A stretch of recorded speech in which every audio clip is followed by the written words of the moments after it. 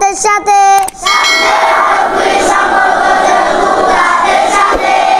এই জন্য দাঁতের নাম জানা দরকার। পূর্ণ বয়সী একজন মানুষের দুই পাটিতে মোট 32টি দাঁত হয়। এই 32টি দাঁত উপরে নিচে ডানে বামে 4 ভাগে ভাগ করলে 8টি করে দাঁত হয়। এই 8টি দাঁতের 6টি নাম। চারপাশের দাঁতগুলো একই নাম।